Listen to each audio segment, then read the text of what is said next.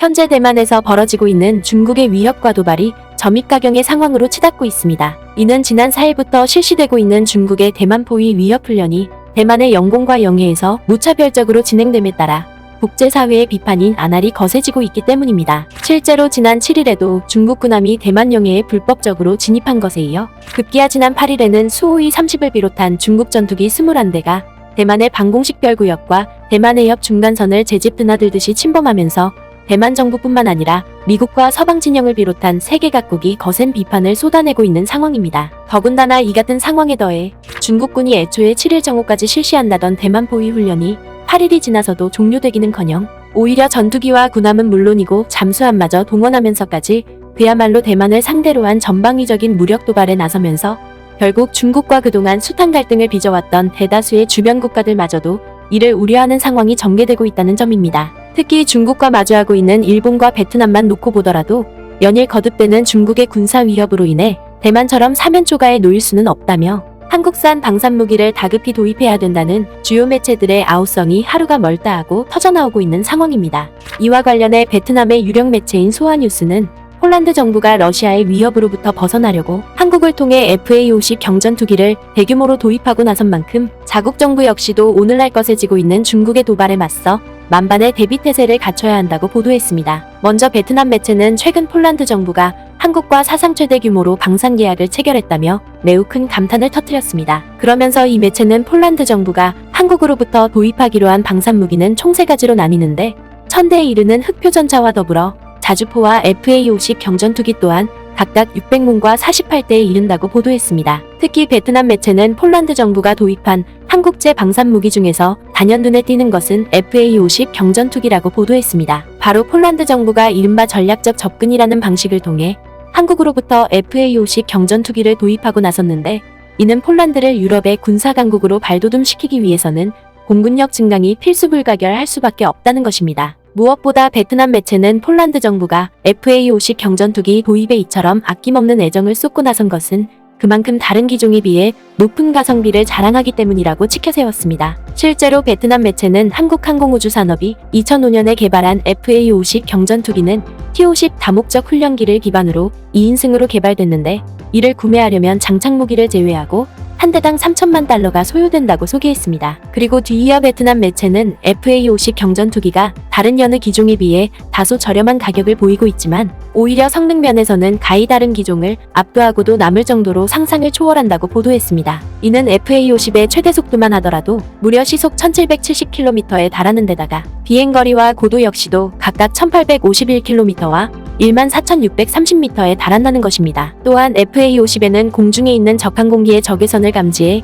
이를 요격시키는 AIM-9 단거리 공대공 미사일이 장착되어 있을 뿐만 아니라 지상작전을 위한 공대지 미사일까지 함께 장착되어 있다는 것입니다. 그러면서 베트남 매체는 오늘날 한국과 베트남의 관계가 여러 이유로 다소 좋지만은 않다면서도 오늘날 대만의 옆과 남중국해 일대에서 벌어지고 있는 중국의 심각한 위협에 맞서기 위해서는 결국 한국을 통해 경전투기를 도입할 수밖에 없다고 조언했습니다. 그도 그럴 것이 당장 대만에서 벌어지고 있는 상황만 놓고 보더라도 중국 정부가 기존의 해상 위협뿐만 아니라 전투기와 탄도미사일까지 동원해 대만 정부를 거세게 압박하고 있는 만큼 남중국해와 육상 지역에서 오랫동안 중국과 영토 분쟁을 벌이고 있는 베트남 정부가 이를 효과적으로 대응하기 위해서는 폴란드 정부처럼 한국으로부터 FA-50 경전투기를 재빨리 도입해야 한다는 것입니다. 그리고 베트남에 더해 일본에서도 최근 중국의 대륙간 탄도미사일 도발과 갖은 군사 위협에 효과적으로 대처하기 위해서는 다른 여느 국가들처럼 한국산 방산무기를 적극적으로 도입해야 한다는 일본 매체들의 아우성이 연일 끊이질 않으면서 일본 정부를 수세로 내몰고 있는 상황입니다. 지난 8일 일본의 대표적인 경제 매체로 잘 알려진 니케이 신문은 2026년에 양산을 목표로 개발 중인 한국의 KF-21을 놓고 전 세계가 가히 폭발적인 관심을 쏟고 있는 가운데 일본 정부 또한 한국과의 갈등을 즉각 중단하고 이를 적극적으로 도입할 방안을 모색해야 한다고 촉구했습니다. 이와 관련해 일본 매체인 니케이 신문은 한국이 자체 기술로 개발한 신형 전투기가 마침내 완성 단계에 이르고 있다고 보도했습니다. 그러면서 이 매체는 지난 7월에 2차례에 걸친 시험 비행을 성공적으로 수행한 KF-21이 예상한 대로 2026년 양산에 바짝 다가서고 있다고 극찬했습니다. 그리고 일본 매체는 여기에 더해 보라매라는 애칭을 갖고 있는 KF-21은 4.5세대 초음속 전투기로 분류되고 있다고 소개했습니다. 특히 일본 매체는 2001년 당시에 한국 대통령의 구상에 따라 본격적인 개발이 추진된 KF-21은 그동안 수많은 시행착오를 겪으면서도 한국 기술진들의 끈질기고 일관된 집념을 바탕으로 제작된 만큼 오늘날 한국의 방위 산업을 세계 최고의 반열에 올라서게끔 하고 있다고 극찬했습니다. 무엇보다 일본 매체는 한국에서 성공적으로 개발되고 있는 KF-21은 한일 관계에 있어서 역사적인 변환점을 가져다 주고 있다고 보도했습니다. 바로 미중 갈등과 미러 갈등으로 인해 세계의 안보 환경이 극도로 불안한 가운데 세계 각국이 이를 타개하기 위해 방산무기 도입에 그야말로 국가적인 사활을 걸고 있는 상황을 비춰봤을 때 최근 한국에서 개발된 KF-21은 그동안 미국과 유럽을 비롯해 러시아와 중국이 독점하다시피 했던 군용기 시장에 큰 파문을 던져주고 있다는 것입니다. 실제로 일본 매체는 4세대 이상의 전투기를 독자적으로 개발한 국가는 미국과 러시아를 비롯해 중국과 프랑스로 한정되어 왔던 만큼 한국의 독자적인 KF-21 개발은 일본의 방위 기술을 훨씬 뛰어넘는다는 사실을 극명하게 보여주고 있는 것이라며 매우 큰 부러움과 탄식을 터뜨렸습니다. 그도 그럴 것이 일본 매체는 일본뿐만 아니라 세계의 많은 나라들 또한 그동안 자국의 공군 전력 증강을 위해서는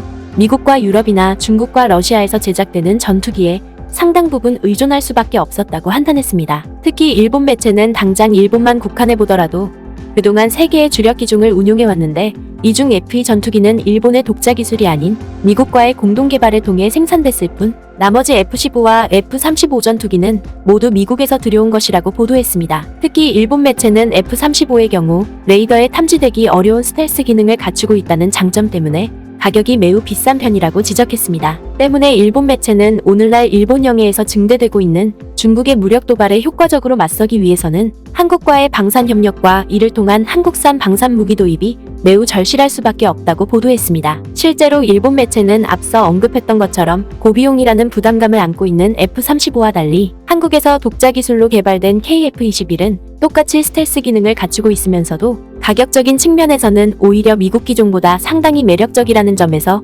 이를 도입하려는 국가들이 점점 늘어나고 있는 추세라고 보도했습니다. 이는 가성비 좋은 전투기를 구매하고 싶었던 신흥국들의 수요에 맞춰 한국 정부가 KF-21을 개발해왔던 만큼 이를 외면할 국가는 절대 없다는 것입니다. 그런 점에서 일본 정부 역시도 막대한 재정 지출을 감수하면서까지 미국산 전투기를 도입하기보다는 한국을 통해 KF-21을 도입하는 것이 훨씬 국익에 도움된다는 것입니다. 특히 일본 매체는 한국과 함께 KF-21을 공동 개발키로 한 인도네시아 정부가 20%에 달하는 개발 분담금을 아직까지 체납하고 있는 상황을 비춰봤을 때 일본 정부가 이를 절호의 기회로 삼아야 한다고 보도했습니다. 바로 일본 정부가 한국을 상대로 터무니없는 갈등과 경제 보복에 나설 것이 아니라 침략 역사에 대한 진정한 사과와 배상에 적극적으로 나섬으로써 두 나라가 중국의 거센 도전을 맞서는데 힘을 합쳐야 한다는 것입니다. 그런 의미에서 일본 매체는 KF-21 개발 사업을 두고 인도네시아 정부가 연일 빈틈을 보이고 있는 만큼 일본 정부가 이를 적극적으로 눈여겨봐야 한다고 보도했습니다. 결국 일본 매체의 이러한 보도는 한국 국민들의 저력을 터부시하고 만만히 봐왔던 일본 정부가 오늘날 거세지는 중국의 위협에 속수무책으로 놓이게 되면서 끝내 한국의 도움을 요청할 수밖에 없는 상황에 내몰리고 있음을 매우 적나라하게 대변해주고 있는 것입니다. 아무쪼록 일본 매체의 이러한 주장에 부안회동하지 말고 늘 그렇듯이 주변 국가들의 도발에 언제든지 완벽하게 응징할 수 있는 임전무태의 태세를 잘 갖춰 나가길 바랍니다.